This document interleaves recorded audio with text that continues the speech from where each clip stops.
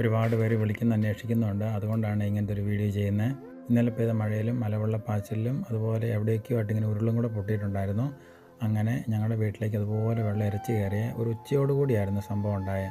മുറ്റത്തിൻ്റെ ഒപ്പം പോലും ഇതുവരെയായിട്ട് ഞങ്ങൾക്ക് ഇങ്ങനെ വെള്ളം വന്നിട്ടില്ല. ഇതുപോലത്തെ ഒരു അനുഭവം ആദ്യമായിട്ടാണ് ഉണ്ടാകുന്നത്. അപ്പോൾ അതുകൊണ്ട് ഇങ്ങനെയൊന്നും ഒരിക്കലും വെള്ളം വരുമെന്ന് വിചാരിക്കുന്നതുകൊണ്ട് അത്തരത്തിൽ ഞങ്ങളൊന്നും പ്രിപ്പയർഡ് പോലും ആയിരുന്നില്ല. ഞാൻ വീട്ടിലില്ലായിരുന്നു, കോഴിക്കോടായിരുന്നു.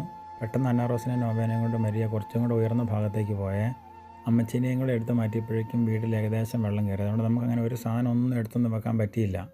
ശരിക്കും പറഞ്ഞാൽ ടെലിവിഷൻ മാത്രം കുറച്ച് ഉയരത്തിലായിരുന്നുകൊണ്ട് അത് മാത്രം രക്ഷപ്പെട്ടു. സുഹൃത്തുക്കളുടെ വീട്ടിലൊക്കെ ആയിട്ടായിരുന്നു ഇന്നലെ കഴിഞ്ഞ്.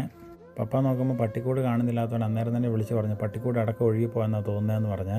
ഒഴുകി വന്ന കമ്പെങ്ങാനും തട്ടിതാന്ന് വിചാരിക്കുന്നു. അടഞ്ഞു കിടന്ന പട്ടിക്കൂട് എങ്ങനെയാണെങ്കിലും തുറന്നിരിപ്പുണ്ടായിരുന്നു. ചകരിയുടെ കൂട്ടത്തിൻ്റെ ഇടയ്ക്ക് അവൻ സുരക്ഷിതനായിട്ടുണ്ടായിരുന്നു. ആട്ടുകുഞ്ഞും രക്ഷപ്പെട്ടു. കയറിയ വെള്ളം ഇതിനായിട്ട് ഇറങ്ങിപ്പോയിട്ടില്ല. ഇതുപോലെയൊക്കെ സംഭവിക്കുന്നത് ഇവിടെ ആദ്യമായിട്ടാണ്. എങ്ങനെ രാവിലെ ഇങ്ങോട്ട് ചെല്ലുമെന്നൊക്കെ വിചാരിച്ചിരിക്കുമ്പോൾ ഞങ്ങൾ ചെല്ലുന്നതിനിപ്പുറം തന്നെ നമ്മുടെ വീട്ടിലേക്ക് ആൾക്കാർ വന്നു തുടങ്ങിയേ. പഞ്ചായത്തിൽ നിന്നും അയലോക്കംകാരും പള്ളിയിലൊക്കെയാണല്ലോ അച്ഛനും വിളിച്ച് പറഞ്ഞ് ഒരുപാട് ആൾക്കാർ ഞങ്ങളെ സഹായിക്കാൻ വേണ്ടി വന്നു. ഞങ്ങളുടെ തൊട്ടടുത്തുള്ള ചാച്ചൻ്റെ വീട്ടിൽ ഇങ്ങനെ തന്നെ സംഭവിച്ചേ. അപ്പോഴേക്കും 2 വീട്ടിലും പണിയാൻ വന്ന എല്ലാവർക്കും പഞ്ചായത്തിൽ നിന്ന് ഭക്ഷണവും ഡ്രൈവേഴ്സ് യൂണിയൻ്റെ ആൾക്കാർ, ഇടവകയിലുള്ള മറ്റ് ജനങ്ങൾ, അങ്ങനെ എല്ലാവരും കൂടെ ഇന്ന് വന്ന് എന്നാ പറയണ്ടേ, നമുക്കൊരു ഇങ്ങനെ ഒരു ആപത്തുണ്ടാകുകയെന്ന് പറഞ്ഞാൽ സ്വാഭാവികമാണ്. പക്ഷേ അതിൻ്റെ അകത്തൊരു ജനം മൊത്തം ഇങ്ങനെ സഹായിക്കാനും സപ്പോർട്ട് ചെയ്യാനും കൂടെ നിൽക്കാമെന്ന് പറഞ്ഞാൽ ഉണ്ടല്ലോ, ഉറപ്പാണ് ഇന്ന് വൈകുന്നേരം കൊണ്ട് വീട് പഴയ പോലെ ആകും. അതിനുള്ള എല്ലാ കാര്യങ്ങളും അവർ ചെയ്തുകൊണ്ടിരിക്കുകയാണ്.